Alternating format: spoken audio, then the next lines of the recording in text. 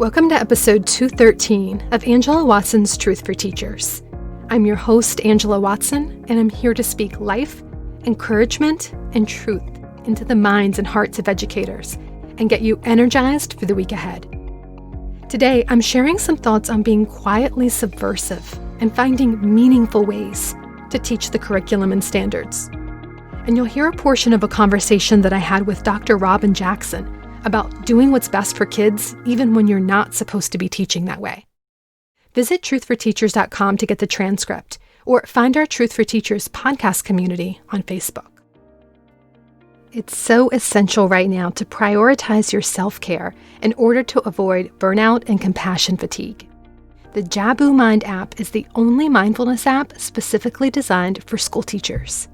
Using the research-based iRest method, the app features daily mindfulness exercises, and all premium content is free through the pandemic. You have given and continue to give, and now it's time to receive.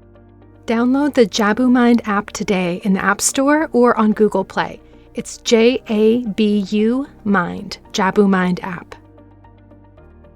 If you need more practical support and training for teaching remotely, check out AJ Giuliani's online learning master course.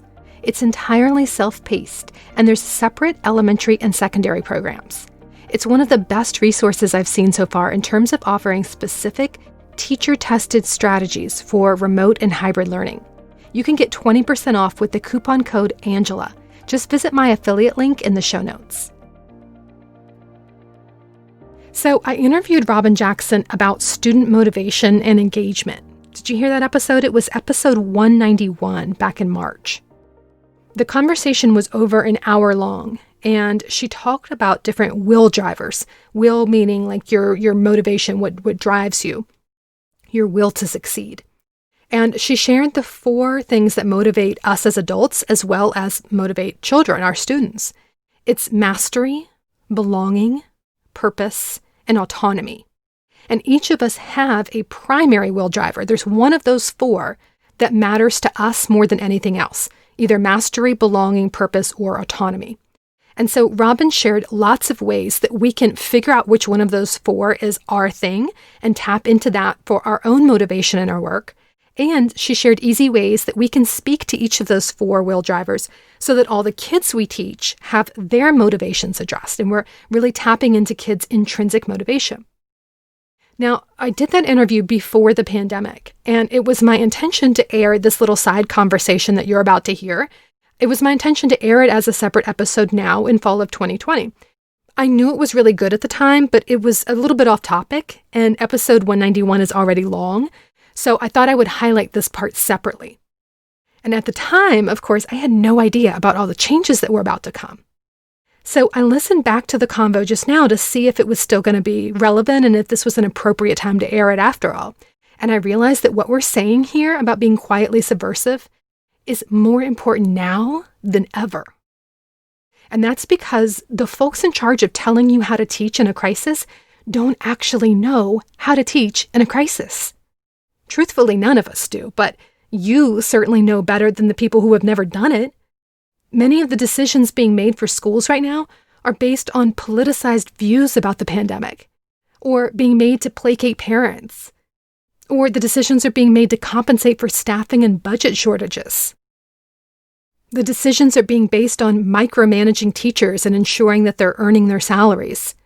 The decisions are based on trying to hold kids and teachers to the old expectations so kids can pass standardized tests as usual, as if our entire world isn't upside down right now.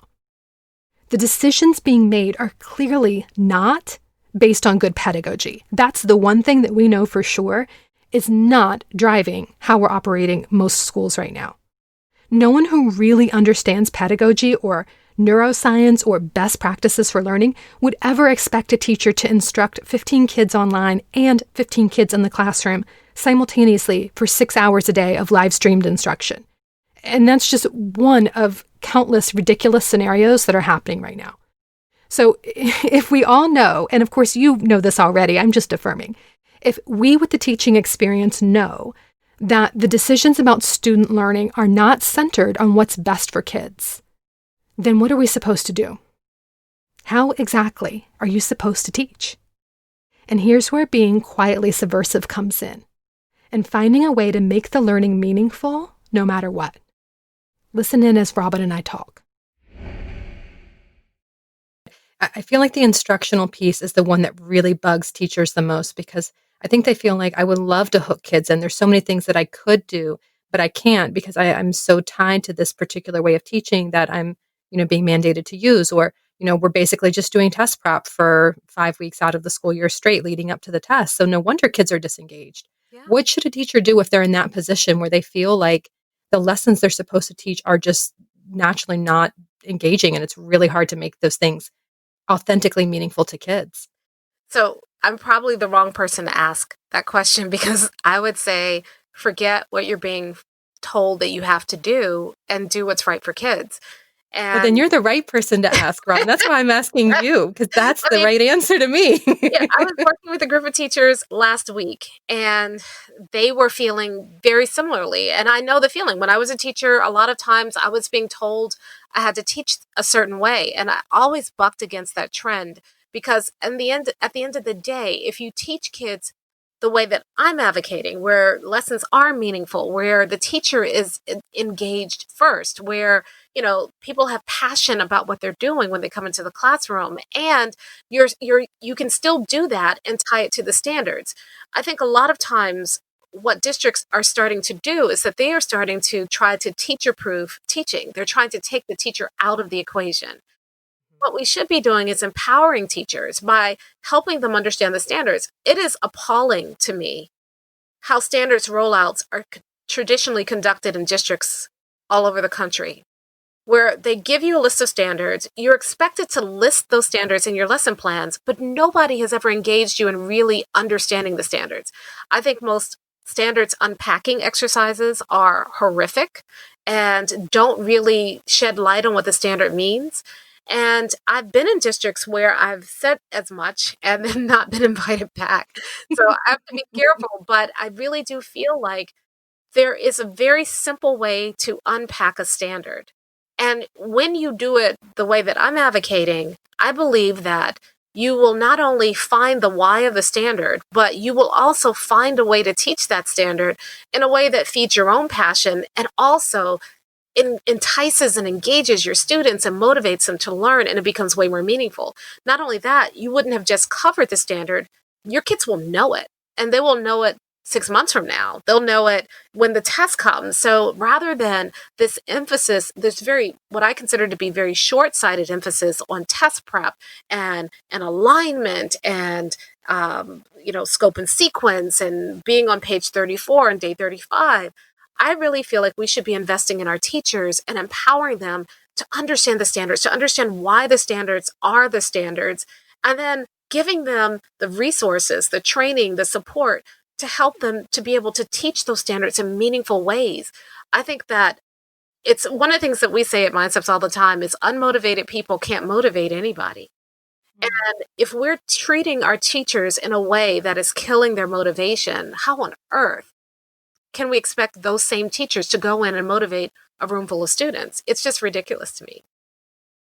So if a teacher is dealing with this first classroom barrier to motivation, which is the instructional piece, then their job is to say, okay, if I don't understand why I'm teaching this, and I know that the way that I'm being asked to teach this is not relevant for kids, I need to make a decision to do what's best for my students. I need to unpack the standard. I need to understand why I'm teaching it. And I need to make my own decisions basically because the way that I'm being told to do it isn't working.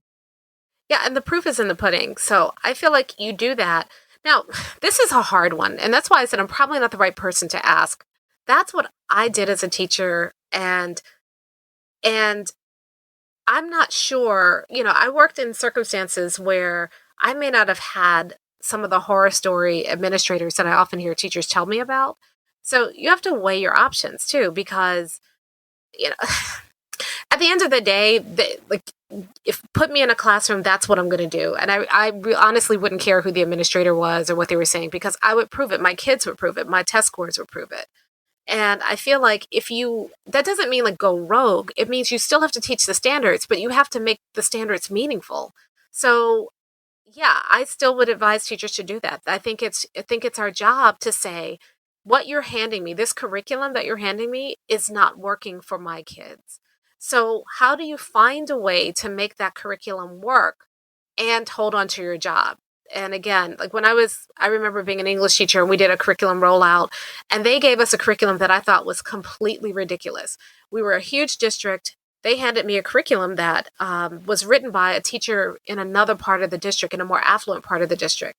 And one of the assignments I'll never forget was a journal of place.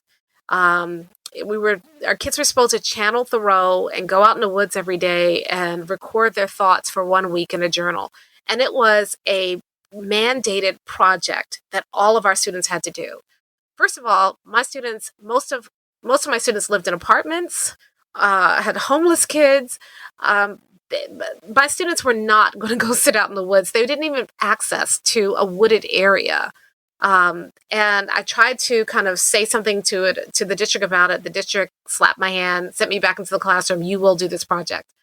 And so I had to figure out a way to still make that meaningful. Otherwise, I would say, well, the district's making us do this stupid journaling assignment, so go do it. And, don't really worry about it. Let's focus on what's really important. But instead, I wanted to make that assignment meaningful. So I went back and I looked at the language and the way the assignment was worded again, and I found a loophole that my kids didn't have to be in the woods. So what we did as our warm-up for the next 2 weeks is we did our journal of a place in our classroom, and we started noticing tweaks and changes in our classroom environment. And our kids really got into it because they started noticing, one student noticed that, the majority of our students wore jeans to class every day. Another student noticed that the way that the kids chose to sit, we had open seating in my classroom. So the way the kids chose to sit said a lot about the social hierarchy of the classroom. We had these amazing discussions by doing that assignment. But if I had not gone through the trouble of trying to figure out how to make that assignment meaningful, it would have never happened. And I wouldn't have been motivated to teach it. My kids wouldn't have been motivated to do it. And we would have wasted that opportunity to have these meaningful discussions about how places change and how places impact and what you can learn about people through place that we could immediately apply to the literature we were reading. I think that's sound advice, Robyn. And I wrote in my book, Fewer Things Better, that I believe that the best teachers are quietly subverting the system. I believe that what you are doing is the same thing that I did. You don't have to make a big show of it. You don't have to go in and protest and, tell your principal, I refuse. You just quietly subvert the system. You figure out a way to do what's best for your kids. You meet the standards and you do your job the best way that you know how to. And it takes courage. It is not an easy thing to do, but it's the right thing to do, because otherwise, exactly as you said, like, you're being told to do something that isn't best for kids. And then you're perpetuating educational malpractice, and the buck has to stop someplace. And, you got to weigh your options and decide when to take a stand, when to be quietly subversive, when to go along with it. It's a constant balancing act, but I'm just glad to hear you reinforce that, because I think that teachers oftentimes think the best educators are following all the rules and doing what they're told. And it's not the case, right? No, I think that the system, the way that it's being arranged right now, there needs to be more quiet subversion of the system, because we're not serving kids. There's a reason why kids are disengaged and unmotivated.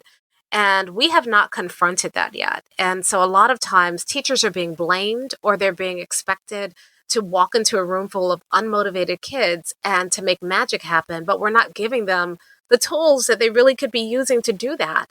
I honestly believe, and I've seen it, I've done it, I believe you can walk into a classroom of unmotivated, disengaged kids, and I think you can get them motivated. One of the things that I've been teaching for a while, and I learned it, I figured it out when I was working with a client that was an alternative school. So this is a school where it was a middle and a high school. Every kid in there was overage and undercredited. They were in that school because they were not old enough to drop out.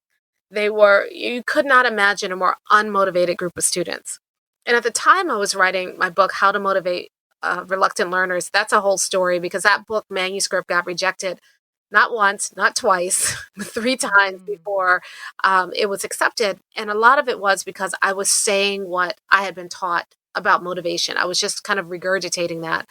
But those are nice platitudes. In reality, they often don't work. And so I was trying to figure it out, and I'd been reading the research, and the research kept saying over and over again, mastery, purpose, autonomy, belonging. And I started trying to figure out, okay, so what would that look like if we were in a classroom we taught it? And what I realized is by looking at people, it's not just that we need all four. All of us has what I call a dominant will driver. All four of those things will drive our will, but all of us has a dominant will driver. And I remember there was a young man in one of the classrooms in this alternative school. And I said, you know what? Let's give him mastery, purpose, belonging, and autonomy. And we were trying to do that, but I saw that he was only responding to one thing, and that was belonging. And so I said, forget everything else. We're just going to just feed him belonging. And in a matter of days, he became a different kid. In a matter of days, he's raising his hand instead of having his head on his desk. In a matter of days, he's attempting the work when before, every time you gave an assignment, he would just throw it on the floor and refuse to, do the work or trash the classroom so he'd get sent to the office so he wouldn't have to do the work. In a matter of days, instead of cussing out his teacher, he's actually working with the teacher and asking the teacher for help. And that's the first time I saw the power of will drivers. And ever since then, and that was over 10 years ago, it works for kids, it works for adults. When you are faced with a child who you've done everything, they're just not being motivated. People cannot resist your feeding their dominant will driver. So if you can understand what a child's dominant will driver is, and you can feed it, you can help that child start to invest in your classroom when nothing else works. So that's the little side conversation that I had there with Robyn. I encourage you to listen to the full episode, which was episode 191, where she's talking more about student and teacher motivation. And I want you to remember her words here about being quietly subversive, about figuring out how to make what you're expected to do more meaningful for kids. Don't just try to make it through teaching right now. Figure out a methodology for teaching the standards that gets you excited enough to teach it really well and hook kids in. Think outside the box that you and your students are being placed in and get creative about how you can quietly subvert the system. And you don't have to do this alone. Collaborate with colleagues or other teachers online and carve out your own path together. Find a way that works for you and your students. You deserve to teach in a way that you know is effective and meaningful. Your students deserve to be learning in a way that you know is effective and meaningful. So be continually looking for small ways to quietly subvert the system and do what's best for kids. It's not going to be easy, of course, but it's going to be worth it.